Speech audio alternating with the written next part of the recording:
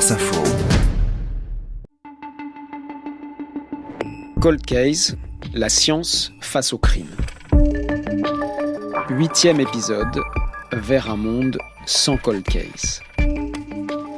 Vous l'avez entendu lors des 7 épisodes précédents, les sciences criminelles sont devenues incontournables pour résoudre des affaires non élucidées. Dans ce dernier épisode, on vous propose une immersion au sein de l'IRCGN, l'Institut de recherche criminelle de la Gendarmerie nationale. Une immersion à la découverte des techniques qui permettront d'arrêter les criminels de demain. L'IRCGN se trouve à Cergy-Pontoise, en région parisienne, un site immense où se mêlent uniformes militaires et blouses blanches.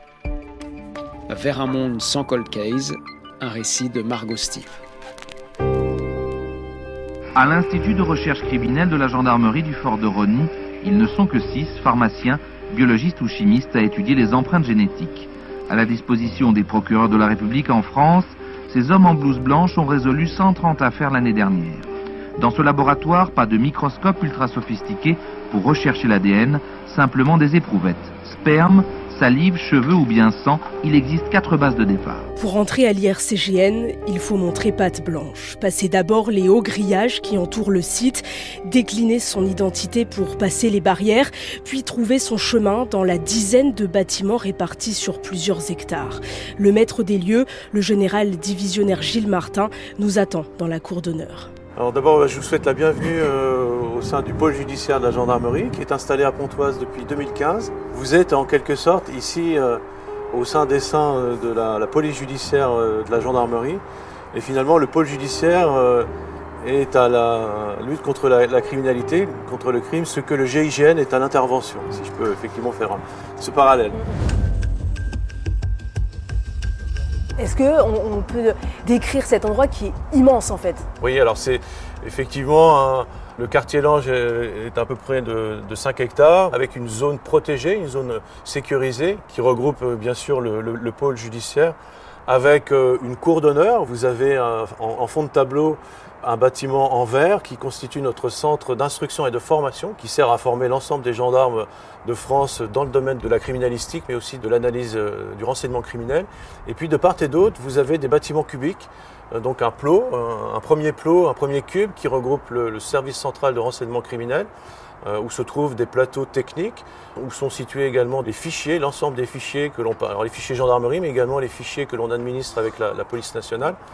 Et puis de l'autre côté, de l'autre partie, là vous avez 3 cubes avec des laboratoires d'analyse, d'expertise. On trouve même un plateau de médecine légale. Nous avons également un atelier auto puisque nous désossons des véhicules, donc on a besoin effectivement d'avoir ce type d'équipement. Et puis on trouve également un banc de tir, puisque nous avons un département balistique qui utilise des armes à feu.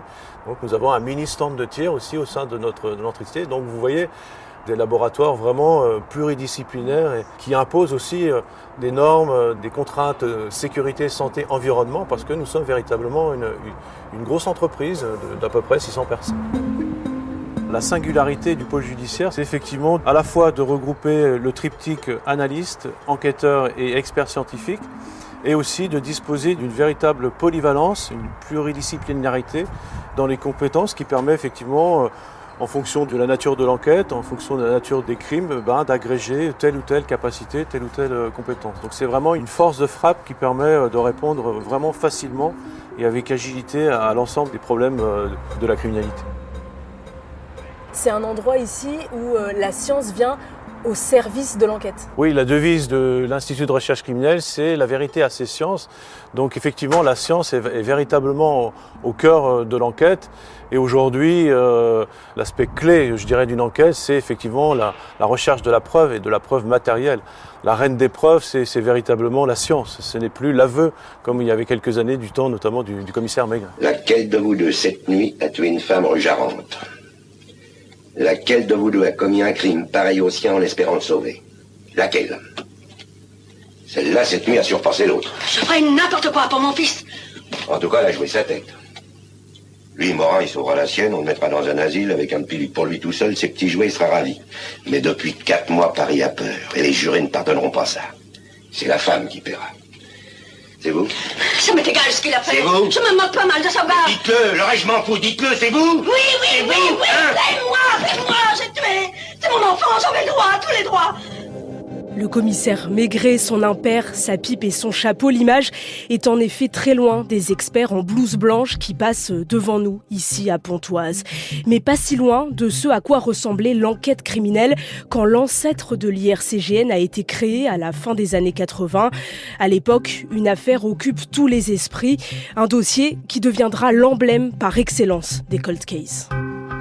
Il a été retrouvé noyé dans la Vologne, une rivière des Vosges. Il avait les poignets liés et une cordelette autour du cou. Le petit Grégory, 4 ans, a été assassiné et le meurtrier a téléphoné à la famille après avoir accompli son geste horrible. La création de cette unité fait suite effectivement à la triste affaire Grégory, qui en 1984 avait démontré la nécessité vraiment de rentrer dans un processus de professionnalisation de la preuve matérielle. Cette affaire, elle est malheureusement emblématique d'un certain nombre de carences. Depuis le départ, je dirais, de la découverte de l'enfant dans la Vologne, jusqu'au traitement des différents scellés qui se poursuivent d'ailleurs encore avec les progrès de la science, puisque on n'a pas perdu, je dirais, l'espoir d'obtenir des preuves matérielles sur cette affaire grâce au progrès de la science. Ça a été véritablement un électrochoc, une prise de conscience pour, je vous dis, la professionnalisation et le développement des sciences forensiques. D'où la nécessité pour la gendarmerie, effectivement, de changer de braquet, de changer de logiciel dans ce domaine et de s'inscrire dans une dynamique vraiment cartésienne, scientifique, donc avec la création par les pionniers, je pense notamment au général Serge Caillé, qui s'est lancé dans cette belle aventure avec la création de l'Institut de recherche criminelle autour des années 87-90. Ça a été véritablement un essor qui aujourd'hui nous donne un recul d'un peu plus de 30 ans et assure vraiment une légitimité, une crédibilité de ce pôle judiciaire.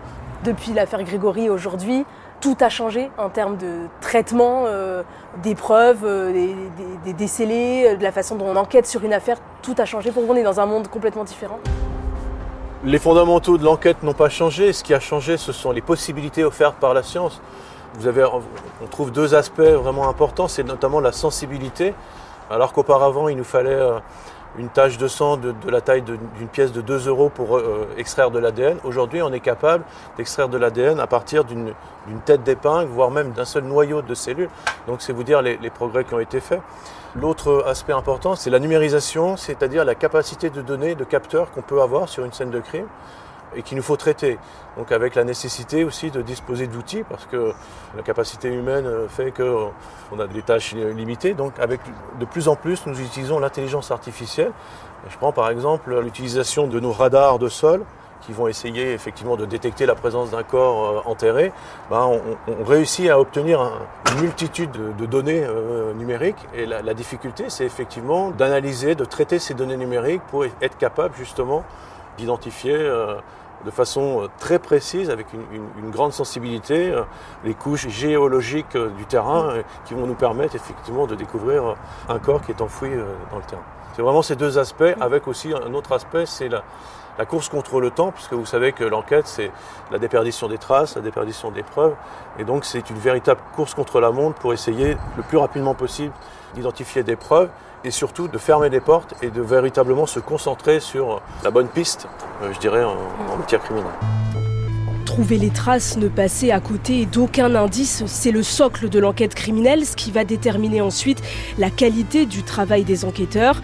Dans l'affaire Grégory, les gendarmes, les journalistes, les curieux ont balayé, souillé et dénaturé la scène de ce crime qui, 30 ans après, n'a toujours pas été résolu. Et c'est encore aujourd'hui ce qui obsède le colonel Michael de Miras. Il est spécialiste dans ce que l'on appelle la modélisation de la scène de crime. C'est l'une des révolutions de ces dernières années. On le retrouve dans son bureau, entouré d'ordinateurs, de drones et de caméras.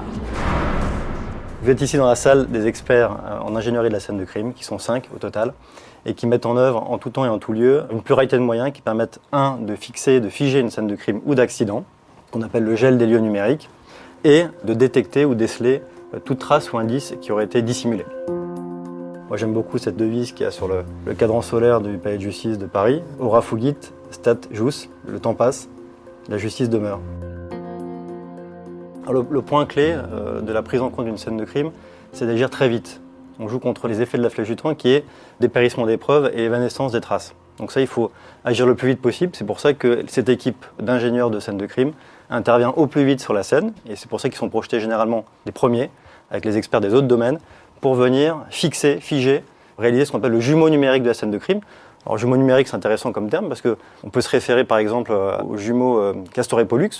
Castor qui est mortel, Pollux qui est immortel. Donc là, on a la scène réelle qui peut être modifiée avec le temps et cette scène numérique qui, elle, pourrait être exploitée ad vitam, quasiment.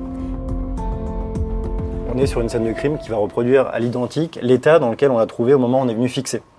D'où l'intérêt de venir en faire un gel des lieux, très rapidement, c'est de minimiser ce temps et donc la dégradation, la déperdition, le dépérissement des traces ou des indices qui s'y trouvent. Avec leur équipement, les experts peuvent donc, depuis plusieurs années, modéliser en 3 dimensions une scène de crime. Sauf que jusqu'ici, ces images, on ne pouvait les voir que sur un écran d'ordinateur, une vision aplatie en 2 dimensions qui limitait le travail des experts. Mais depuis quelques mois, les équipes de l'IRCGN travaillent avec la réalité virtuelle pour permettre de s'immerger complètement dans la scène de crime. Michael Demiras a accepté de nous faire tester le tout dernier prototype de cette technologie. Elle n'est encore jamais sortie des laboratoires de la gendarmerie. Là, vous êtes dans le bureau des ingénieurs en traitement du signal. Ils sont 2 et ils mettent en œuvre vraiment toutes les techniques qui permettent de traiter l'image, d'exploiter l'image en vue de la rendre vraiment la plus optimale pour un traitement criminel. On va dans quel type de scène de crime? C'est une scène d'exercice, c'est celle qui nous sert pour la formation des experts. Donc qu'on maîtrise parfaitement et sur lesquels on y a ajouté des éléments. Vous allez voir ça, c'est assez bluffant. T'as le fichier de Zoé Lévy? Ouais, ça charge. Tu fais gaffe, c'est du matos tout neuf. Tout ce fric dépensé dans la verre, sans déconner. Retour au début. M plus Z. Ah bah voilà. Donc là, normalement, oui, vous pouvez peut-être prendre des choses ou actionner les choses. Pour prendre les choses, ça sera ces boutons-là. Donc vous visez ce que vous voulez prendre. Préhension, c'est là. Dans la main, c'est pareil. Vous verrez, ouais. vous aurez un laser, vous le visez, vous le tenez. Zone B. Vous les verrez les manettes dans le... Okay. Ce bouton-là, ça sera pour actionner. Si vous avez des actions à faire, des boutons, vous appuyez sur là. Et juste pour te téléporter, c'est plus important, ça sera ce bouton-là. Vous le poussez, vous allez avoir un rayon laser. Zone C. On est donc dans le petit bureau des experts avec un espace libre au centre pour pouvoir se déplacer. Il faut d'abord mettre le casque de réalité virtuelle sur la tête, prendre les 2 manettes. On se retrouve alors immergé dans une scène de crime. Oui, donc on a un salon, une télé, une table basse, un petit fauteuil. Voilà, donc là vous avez vraiment la scène qui nous sert à la formation dans sa globalité, qui a été scannée. Ouais. Vous pouvez vous déplacer, vous baisser pour voir tous les éléments de cette scène-là, dans sa globalité. Donc là, il y a une échelle 0,1. Donc là, par exemple, je suis dans la chambre avec un bureau, un ordinateur, un lit et ce qui ressemble à un corps. Un corps, voilà. Un corps d'homme. Zone A. Dirigez-vous vers le lit. Là, je marche vers le lit, ouais. À gauche de la victime, sur le lit. Il doit y avoir un élément qui vous indique qu'il y a... Il y a un scellé. Qu'il y a un scellé, voilà. Ouais, exactement. Donc vous pouvez le sélectionner, le scellé, avec l'index. Ah, retournez-vous. Ouais. Vous verrez près du lit, vraiment, normalement, il y a un élément balistique. Ah oui, il y a une arme, enfin, il y a un petit logo d'arme. Voilà. Alors maintenant, sélectionnez l'arme. Il faut bien la viser. Ouais. Sélectionner. Elle est verte, ouais. Est-ce que vous voyez une trajectoire balistique? Oui, alors là, il y a, donc, à partir du petit logo du pistolet qui se trouve sur la tête du corps, on a un faisceau jaune qui part sur la gauche et qui indique en fait la trajectoire de la balle. Voilà. Donc l'arme représente la présence d'un indice balistique. Et ensuite, une fois que vous avez cliqué dessus, on illustre la trajectoire balistique qui a été intégrée dans le modèle 3D. C'est-à-dire qu'en fait, le faisceau jaune indique là d'où est venue la balle jusqu'à l'impact dans la tête. C'est ça, c'est la trajectoire balistique qui a été calculée, inférée par le département balistique. Et donc, ce qui est assez impressionnant, en fait, c'est qu'on se rend compte, et c'est aussi la modélisation comme ça virtuelle qui permet de le dire, on se rend compte que cette balle, la trajectoire, elle va jusqu'à une toute petite fenêtre. On visualise bien le fait que la balle a pu arriver de l'extérieur par cette fenêtre jusqu'à la tête de la victime. Ça fait tourner un peu la tête quand même. Donc, toutes ces informations-là, sur une scène réelle, elles vont apparaître dans la scène de crime. numérique. Oui. Et donc ça permet en plus de les situer dans l'espace. Donc là par exemple j'ai cliqué sur des traces de sang qu'il y avait sur le frigo et est apparue une photo en zoom de ces traces de sang qu'on voit beaucoup plus précisément, qui sont des longues traces de traînées de sang sur le frigo. Donc c'est pour ça que l'incorporation des données de criminalistique et d'enquête, je vous laisse imaginer ce qu'on est capable de faire sur des cas non élucidés, où au lieu d'être derrière son bureau à lire 300 pages de procédure, on s'immerge dans la scène et au fil de son parcours dans la scène, on peut visualiser, voir quels sont les scellés qui ont été faits, les différentes pièces de procédure qui y sont afférentes et prendre connaissance de toutes ces informations dans la scène. Et ça sert en fait aux enquêteurs. Alors ça sert à plusieurs titres. Quand plusieurs experts, par exemple, veulent confronter leurs hypothèses, en imaginant qu'on puisse s'immerger à plusieurs, on peut venir discuter de ces hypothèses, confronter ces hypothèses dans ce in situ numérique de la scène, vraiment en travaillant dans la scène et avec les éléments de la scène. Une autre application possible est celle de la cour d'assises, ou un jury d'assises. Quand on lui explique ce que c'est que la scène, il ne comprend pas très bien. Si on lui montre une vidéo, c'est pas non plus très parlant, des images encore moins. En revanche, si toute la cour est capable de s'immerger dans la scène et que l'expert est capable de faire sa démonstration de ses hypothèses en réalité virtuelle, ça change complètement la donne. Évidemment, l'expert sera toujours tenu d'expliquer ce qu'il a fait, son travail, mais il pourra l'illustrer directement et on sera capable de faire une reconstitution. C'est aussi la force, de faire une reconstitution dans ce modèle de ce qui s'est passé ou de ce qui a pu se passer. Donc on peut aussi se projeter dans ce qu'on sera capable de faire aussi à plus long terme. Ce sera d'y ajouter des informations, de les modifier, de faire avec des moteurs physiques, de faire en sorte qu'on soit dans une scène où on a aussi des sensations physiques. C'est-à-dire, par exemple d'avoir des objets qu'on peut pousser, avec la force nécessaire pour pousser tel type d'objet, pour faire une véritable reconstitution, au sens propre du terme, où on est dans une scène et on demande à la personne qui est mise en cause de reproduire ce qu'elle a fait, de déplacer les objets, de reproduire tous les agissements qui sont produits le jour des faits. Quel intérêt ça peut avoir de le faire dans une scène numérique plutôt que dans une scène réelle? Alors c'est une question de temps évidemment et de coût. Si on est capable de ramener la scène à la cour, c'est quand même plus simple que de déplacer toute la cour sur une scène de crime. C'est la technique de demain. C'est la technique de demain. L'idée, c'est que ce type d'outil demain fasse qu'il n'y ait plus de cas non élucidés. Un espoir que Michael Demiras touche du doigt puisque cette technique de réalité virtuelle pourra selon lui être mise à disposition des enquêteurs d'ici seulement quelques mois, le temps de faire les derniers réglages. T'as déjà scanné le dossier 4534 de 98, celui de Mélanie? Non. En fait, on numérise en priorité les enquêtes criminelles encore ouvertes, donc je sais pas... Mais une fois que l'on pourra s'immerger dans les scènes de crime, les revoir 15 ans après comme si on y était, encore faut-il pouvoir analyser les preuves qui s'y trouvent, et notamment l'ADN. On l'a beaucoup appelé la reine des preuves, mais l'ADN reste une matière fragile qui résiste mal au temps. Alors comment la faire parler dans des affaires parfois vieilles de plusieurs décennies? Ça, c'est le travail du colonel Sylvain Hubac. Il est le chef de la division génétique de l'IRCGN qui réalise chaque année 200 000 analyses ADN. Je suis généticien, j'ai un doctorat de biologie moléculaire et de génétique humaine. Donc ça fait maintenant plus d'une quinzaine d'années que je pratique l'expertise judiciaire dans le domaine des empreintes génétiques. Donc pour les affaires non élucidées, un des premiers obstacles, c'est de pouvoir retrouver les scellés judiciaires et de savoir s'ils ont été préservés dans de bonnes conditions, prélevés aussi dans de bonnes conditions et préservés dans de bonnes conditions. Quand je dis prélevés dans de bonnes conditions, c'est qu'il y a peut-être une vingtaine, trentaine d'années, disons une trentaine d'années, la criminalistique n'était pas aussi démocratisée qu'aujourd'hui, et donc les premiers intervenants sur une scène de crime, qui peuvent être les secours, qui peuvent être aussi d'autres personnes que des spécialistes de la scène de crime, ont pu polluer cette scène involontairement avec leur propre ADN par exemple, ou manipuler aussi des objets. Les enquêteurs aussi, moins aguerris, moins avertis sur ces thématiques-là, auraient pu mal manipuler ou ne pas se protéger en allant sur la scène de crime. Et donc tout ceci peut créer de la présence d'ADN sur les objets prélevés ou sur les traces prélevées, mais qui est totalement étrangère aux faits criminels. Et donc c'est de l'ADN qui ne sert pas vraiment à grand-chose, et même qui peut être très perturbateur dans les exploitations qu'on peut en faire.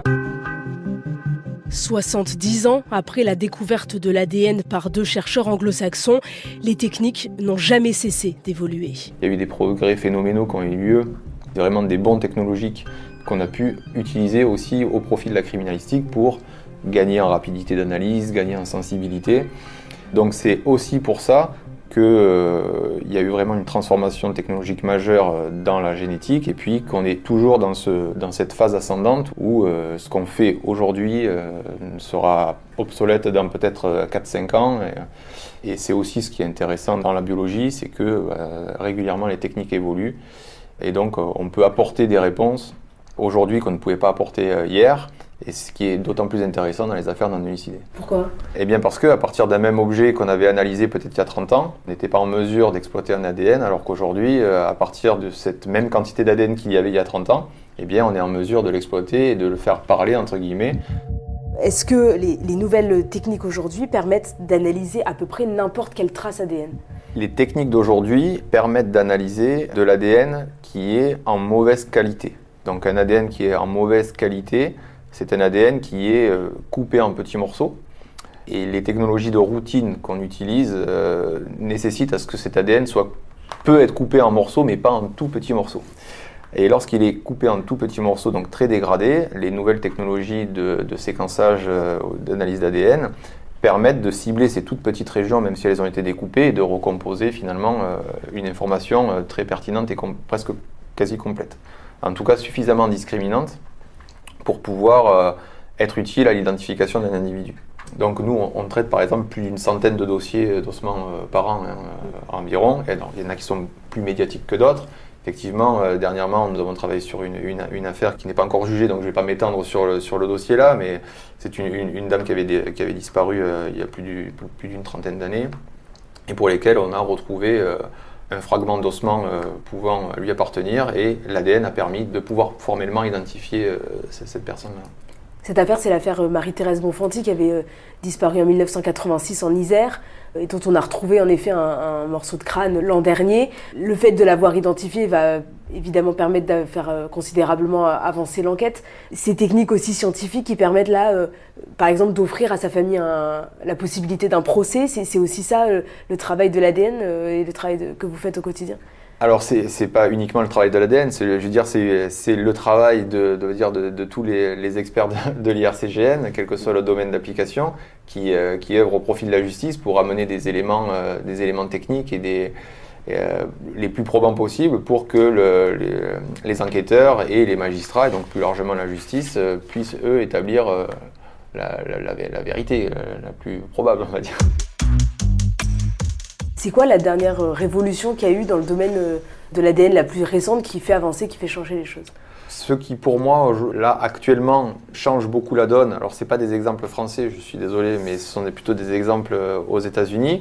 Alors, nous, en France, on avait pu mettre en place des techniques innovantes, notamment pour l'affaire Kulik, pour faire de la parentalité dans la base de données génétique, où là, on va aller chercher non pas l'individu qui est à l'origine de la trace parce qu'il n'y est pas dedans, sinon on l'aurait trouvé, mais plutôt un parent ou un enfant, donc un ascendant ou un descendant direct, qui permettait de faire une recherche, on va dire, au premier degré de parenté. Là, ce qui se développe aux États-Unis notamment, c'est la généalogie génétique. Et cette généalogie génétique repose essentiellement sur une base de données d'ordre privé qui a été constituée par des gens qui ont fait des tests ADN récréatifs pour savoir leurs origines, pour savoir s'ils avaient de la famille qu'ils ne connaissaient pas, etc. Bon, toute cette pratique-là n'est pas autorisée en France. En tous les cas, elle l'est aux États-Unis. Et cette généalogie génétique associée aux techniques de séquençage vraiment de dernière génération permettent de faire des rapprochements familiaux, non pas simplement à un ascendant ou un descendant direct, ce qu'on peut faire dans le FNEG, mais à une 5e degré, 5e ou 6e degré. Donc, c'est-à-dire les cousins germains de cousins germains. Donc il faut considérer que par exemple, un individu qui est dans la base de données peut donner finalement génétiquement des orientations sur peut-être 40 ou 50 personnes qui sont de sa famille, vous voyez. Donc si je caricature et me grossis le trait un petit peu, ils ont accès à peu près à 3 millions d'individus et par rapport à la puissance de rapprochement que peut avoir ces nouvelles technologies de séquençage, ils sont quasiment en mesure, avec juste ces 3 millions d'individus, de pouvoir identifier n'importe quel Américain sur le sol américain. Donc voilà un peu la puissance qu'il y a sur ces technologies. C'est vraiment la thématique du moment et il solutionne un nombre incroyable de cold cases avec ces affaires-là, à la fois de traces ADN sur des scènes de crime qui étaient non résolues, mais aussi de personnes décédées non identifiées qu'ils arrivent à identifier par des rapprochements très éloignés. Donc je me dis que transposer en France avec notre cadre, notre histoire, notre cadre législatif vraiment très rigoureux, eh bien, ça permettrait de ne pas avoir une atteinte sur les libertés individuelles des personnes, tout en permettant aussi à la justice de faire son travail et aux familles de pouvoir identifier leurs proches. Malgré ces découvertes qui font tous les jours avancer les sciences criminelles, certains domaines restent obscurs pour les experts. C'est le cas notamment des morts par noyade, encore très difficile à analyser.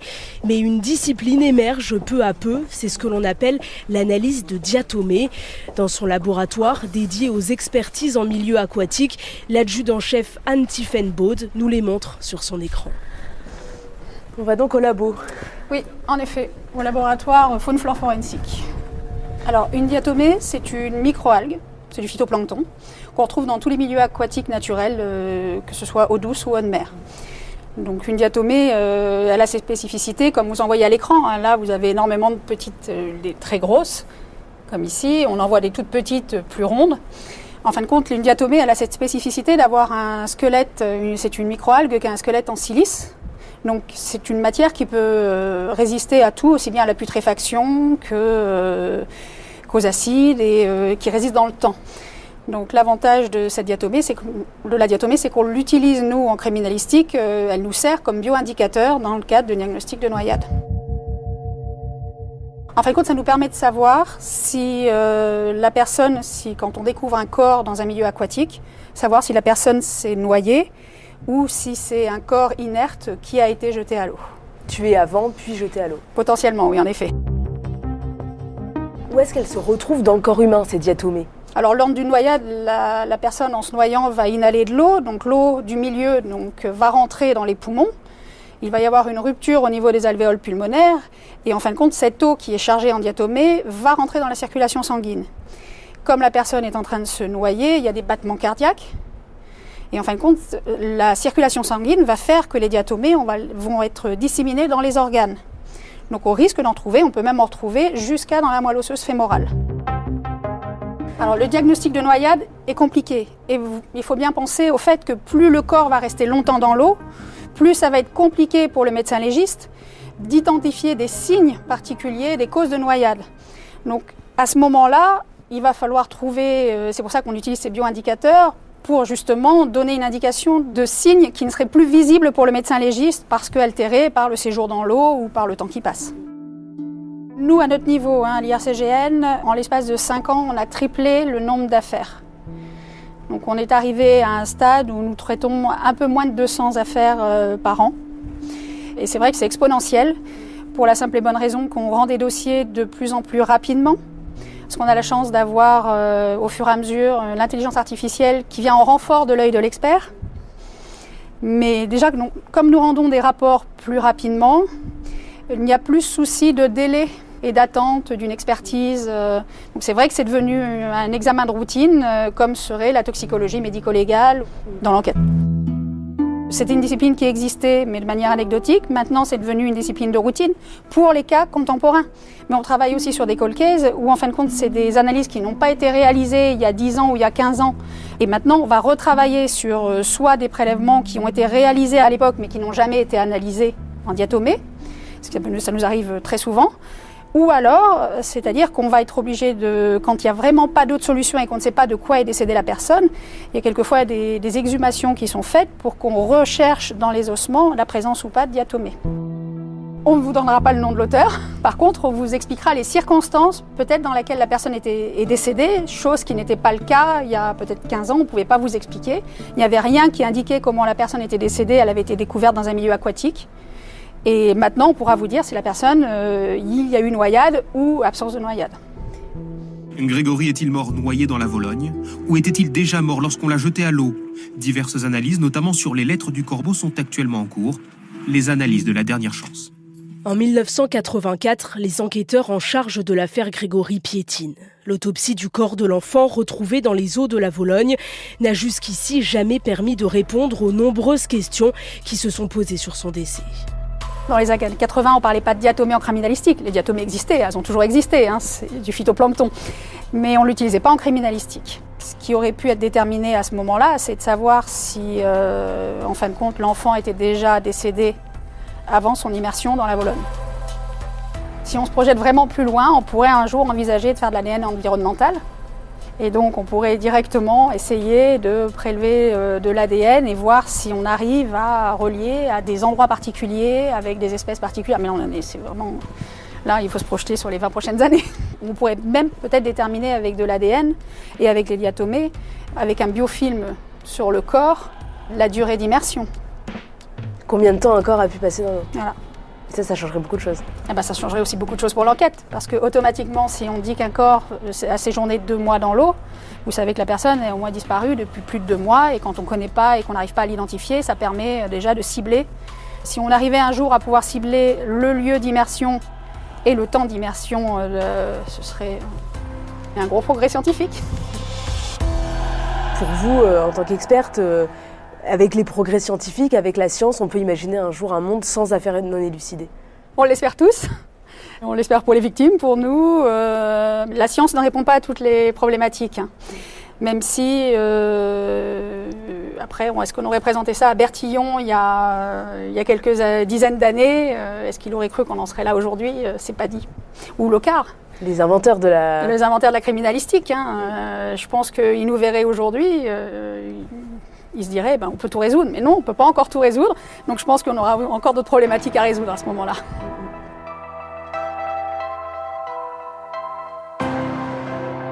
C'était Cold Case, la science face au crime. Un podcast original France Info. 8e épisode, Vers un monde sans Cold Case. Un récit de Margot Steve. Réalisation Vanessa Nadjar.